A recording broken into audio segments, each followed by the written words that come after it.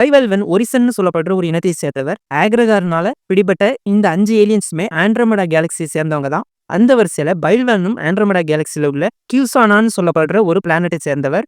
கியூசானா பிளானட்ல அதிகபட்சம் ஒரு 60% மேல பாலைவனமா தான் இருக்குமாம். அதாவது இந்த பிளானட் ஒரு வறண்ட கிரகம்னு சொல்லப்படுது. அதே மாதிரி அங்க 2 விதமான வெதர்ஸ் டைப் இருக்குமா.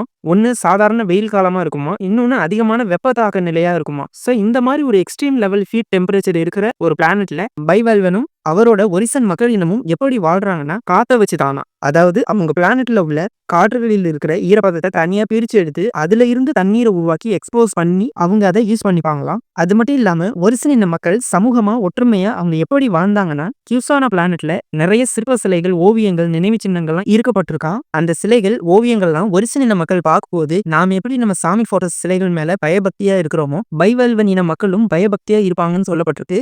பைவல்வனோட கேரக்டர் என்னன்னா, பைவல்வன் ஒரு புத்திசாலியான உயிரினம்னு சொல்றாங்க. அது மட்டும் இல்லாம ஒரு பலசாலியான உயிரினமும் கூட.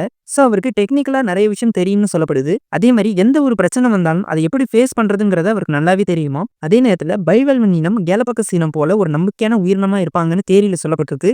சோ பைவல்வனோட டிஎன்ஏ நேம் வாட்டர் ஹசார்டுங்கிறத அல்டிமேட்ரிக்ஸ்ல ஸ்கேன் பண்ணி சேவ் பண்ணப்பட்டிருக்கும். பைவல்வனோட பவர்ஸ் என்னன்னா மெயின் வாட்டர் பவர்ஸ் தான். அதை தாண்டி அவர் உடம்புல உள்ள எக்ஸ்ட்ரா ஷீல்டு கவசம் அவருக்கு ஒரு பாதுகாப்பை கொடுக்குது. சோ வாட்டர் பவர்ஸ் எனிமியை அட்டாக் பண்றதுக்கும் தடுத்து நிறுத்துவதற்கும் உபயோகமா இருக்குதுன்னு சொல்லப்படுது. அதோட நீருக்கு அடியில அவரால் சுவாசிக்க முடியுமா. பொதுவா பைவல்வன் சாதாரணமே வேகமா ஃபைட் பண்ணக்கூடிய ஒரு கிரேச்சர் தானா. அதனாலே தரையில ஃபைட் பண்றதை விட தண்ணியில இருக்கும்போது இன்னும் வேகமா ஃபைட் பண்ணுவாராம். சோ பைவல்வன் பவர்ஸை வச்சு ஃபைட் மட்டும் பண்ண மாட்டாராம். வாட்டர் பவர்ஸை யூஸ் பண்ணி பறக்கவும் செய்வாருங்கிறத நம்ம ஒரு சில எபிசோட்ஸ்ல பார்த்திருப்போம். பைவல்வன் உடம்புல இருக்கிற ஷீல்டு அவரை ப்ரொடெக்ட் பண்றதை தாண்டி ஒரு சில ஸ்ட்ராங்கான அட்டாக்க கூட லேசான வலியை தந்து அவர் அந்த அட்டாக்ல இருந்து அவரோட ஷீல்டு அவரை காப்பாத்துதுன்னு சொல்லலாம். இதே மாதிரி நிறைய வீடியோ வர காத்திருக்கு. அதுக்கு முன்னாடி நம்ம இன்ஸ்டாகிராம் சேனலை மறக்காம ஃபாலோ பண்ணிடுங்க.